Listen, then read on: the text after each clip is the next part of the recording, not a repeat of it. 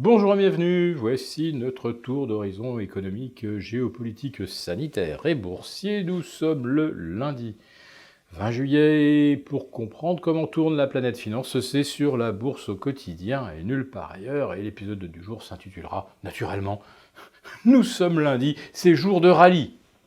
Alors, vous ne le voyez pas vraiment, puisqu'à la mi-séance, le CAC 40 affiche un petit 0,0 ou plus 0,10. N'oublions pas que ce matin, nous étions en baisse de près de 1%, après une demi-heure de cotation, et après surtout trois jours de tractations infructueuses à Bruxelles sur le plan de relance de 750 milliards d'euros, décomposés en 500 milliards de dons, enfin de subventions, et 250 milliards de prêts. En fait, on a compris dès le départ que le Danemark, les Pays-Bas, la Pologne, l'Autriche souhaitaient inverser la proportion, 250 milliards de dons. Et encore, c'est en se forçant beaucoup, et 500 milliards de prêts, ce qui n'avance à rien. Les pays qui souhaiteraient y recourir, parce qu'il n'est pas certain que les prêts consentis par l'Union européenne le soient à des conditions plus avantageuses que celles que l'on peut trouver sur le marché. En tout cas, pour la France qui emprunte à taux négatif, on ne voit pas très bien comment l'Europe pourrait proposer de meilleures conditions. L'Italie aurait peut-être quelque chose à y gagner.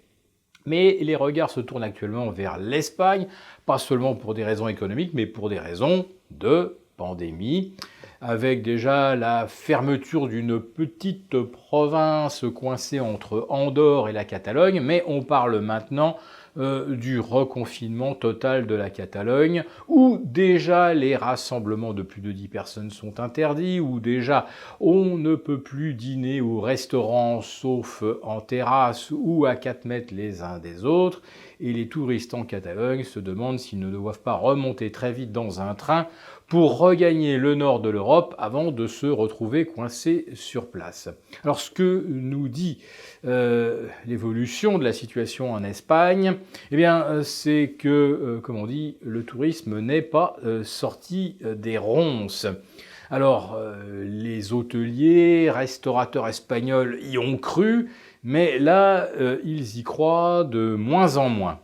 Et ce qui est magnifique, c'est que sur le marché, finalement, ça n'a quasiment aucun impact, ni sur la bourse de Madrid, ni sur les valeurs tourisme. On est toujours sous l'anesthésie du put banque centrale. Parce que si on retourne vers davantage de contraintes et de confinement, déjà dans les salles de marché, il se murmure que la BCE en fera plus. Et aux États-Unis, des gens comme Richard Clarida, James Bullard tiennent exactement le même discours. Si ça reconfine en Floride, en Californie, dans l'Ohio maintenant, et puis on a des foyers évidemment très virulents au Texas, Arizona, Utah, etc., eh bien la Fed serait prête à en faire plus. La Fed serait même prête à acheter des actions.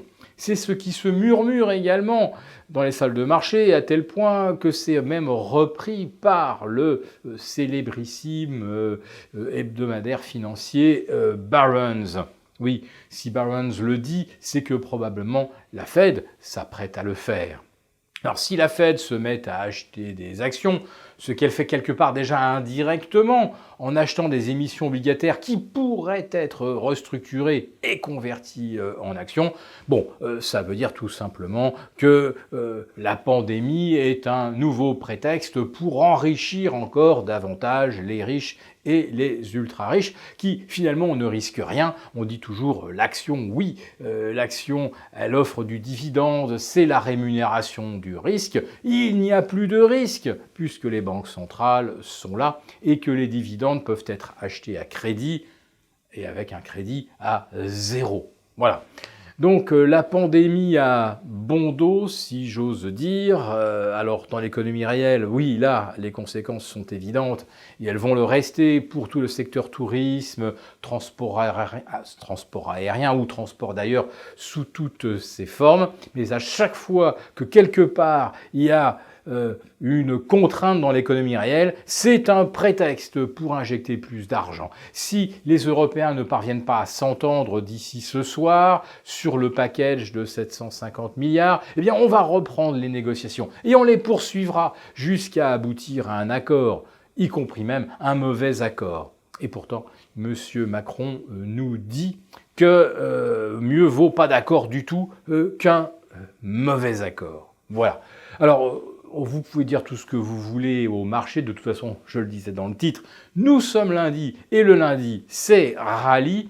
Eh bien, qu'est-ce que nous attendons cet après-midi? Probablement un nouveau médicament miracle, ou l'annonce qu'un laboratoire indien, ou argentin, ou tasmanien a trouvé un nouveau protocole ou un nouveau vaccin très très prometteur. Et cet après-midi, les marchés paieront comme tous les lundis le futur médicament miracle. On nous fait le coup depuis le 15 mai dernier. Il n'y a pas de raison d'arrêter avec les bonnes habitudes. Sauf que les marchés sont maintenant dans la stratosphère, sauf que les Européens ont une nouvelle fois fait étalage de leur incapacité à s'entendre, à faire preuve de solidarité, mais ne soyons pas naïfs, la solidarité dont la France parle, c'est vivre au-dessus de ses moyens et se faire financer par les autres.